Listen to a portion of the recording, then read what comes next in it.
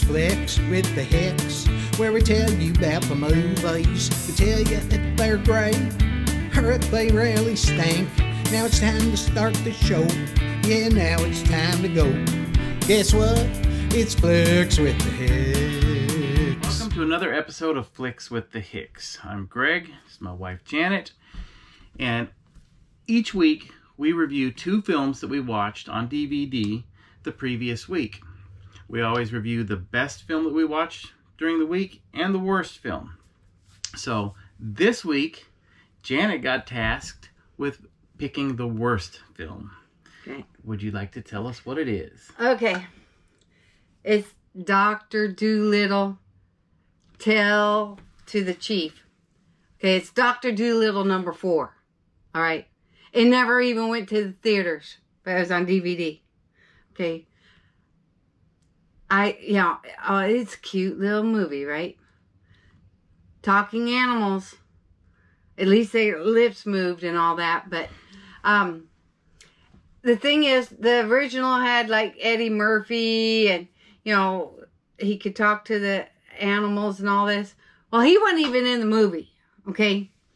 His daughter can talk to animals, okay? She was a student that wanted to go to San Francisco University to become a vet, you know, veterinarian, right?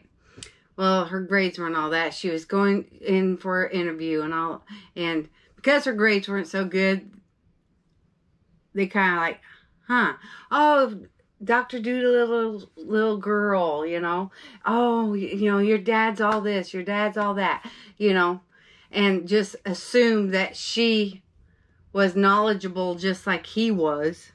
And he was, you know, noted in the university and all that. But he wasn't even in the movie. And as his daughter, they assumed that she was as intelligent and all that. Well, her grades weren't all that. They just kind of set her to the side and said, well, sent her a letter and said, we'll put you on the list. And she was all upset. But anyway, this came out in 2008. The budget was $6 million. And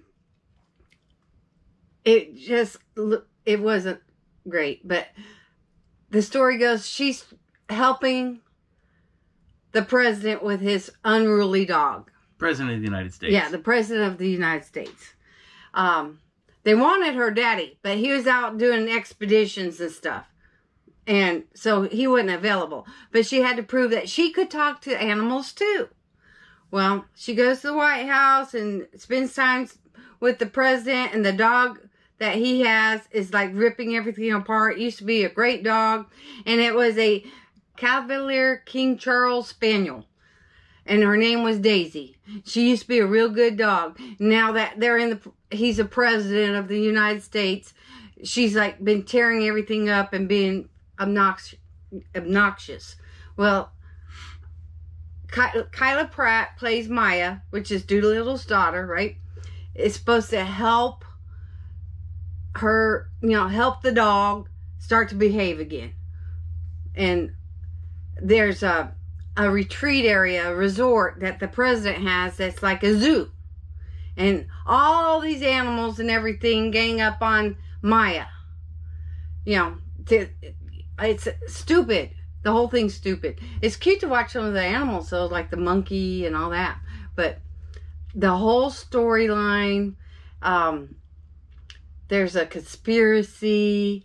But, you know, Dr. Doolittle should have Dr. Doolittle in it. That's the thing that bothered me, was that when the president first wanted her father, and he was off on this expedition, right away you knew that, okay, Dr. Doolittle's not going to be in it. It's kind of like rubbing your face in it, that he's not going to be in this episode. Or, you know. I'm amazed that you kept that good a track of the plot, because I had a really hard time with this film holding my interest. Yeah. The dogs were cute. But I literally, when we watched this film 2 days later, I was trying to think, what was that film we watched a couple days ago? And I couldn't remember much about it. Right. Something that would never, ever happen. Mm-hmm. And it wouldn't... The only thing that would get kids interested in it is the animals. You know, like her dog, Lucky, was helping her, you know, throughout the whole movie. And all the monkeys, the groundhogs and all that would interest. But even as a teenager or an adult, the storyline was too adult for kids, for a conspiracy, you know. But the animals would keep them interested. But I don't like the movie. I just didn't like the movie. Yeah, and Eddie Murphy is always interesting to watch.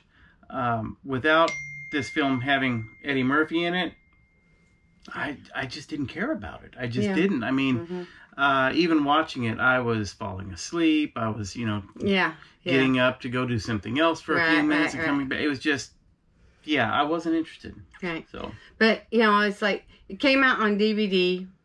It's like 15th, and sells for the first week for like $27, you know, but it did sell because the other previous ones, you know, they weren't that bad, but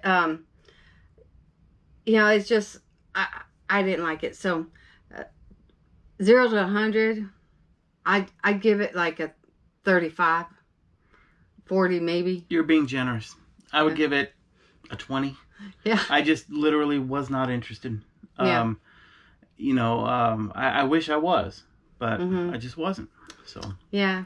So it was ridiculous. And, you know, she's going to with the president for something stupid like that. And and the animals were cute. That's it. Okay, this week I got to pick the best movie, and my choice, Lonesome Dove. It was made in 1989, has a huge cast, incredible cast. Just give you some of the names that are in this film. Robert Duval, Tommy Lee Jones, Danny Glover, Diane Lane, Robert Urich, Frederick Forrester, D.B. Sweeney, Ricky Schroeder, Angelica Houston, Chris Cooper, and Steve Buscemi. And it was a miniseries, a 4-part miniseries that I believe CBS is the one that it aired on.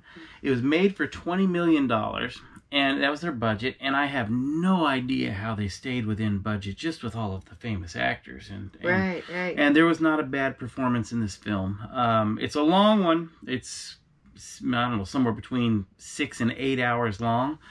But basically, it's about a couple retired Texas Rangers that live in a small town that decide to go on a cattle drive and go to Montana, I believe it was. And it has a lot of trials and tribulations. There's a soiled dove, a lady of the evening, that ends up going there by happenstance with them.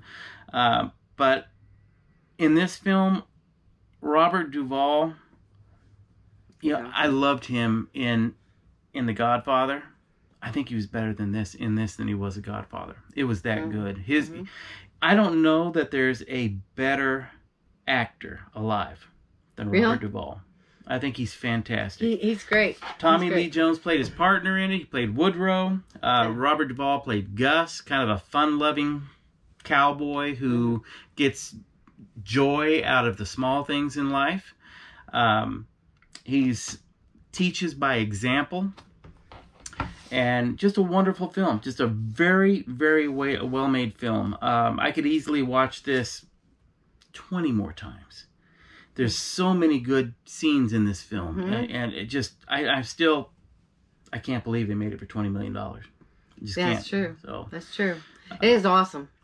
And all the cowboys. And I mean, I bet just because there's such a big star lineup, that some of these guys said, well, I really want to work with him, and not taking the high bucks just in order to work together. And I bet that's how they got it to stay under budget, because, I mean, like Ricky Schroeder, oh man, I'll get to work with Duval, I'll get to work with Tommy. Oh, man, I'm there. I don't care how much you pay me. I'm there. And one of the great things about this film is there are some truly, truly funny moments in this film, but it's not a comedy. No. It's just the character that Gus, or that Robert Duval plays. He was just fantastic in it. He really was. But this film, easily, we're keeping it. I would give this film, I would give it a 97. Really, it is good. Yeah, I would put it right up there with some of the best films I've ever seen. Well, it's a little too long, but it's all so good though. I'll give it 92. I mean, I love the story, but it does go on and on and on. Mm-hmm. But, and the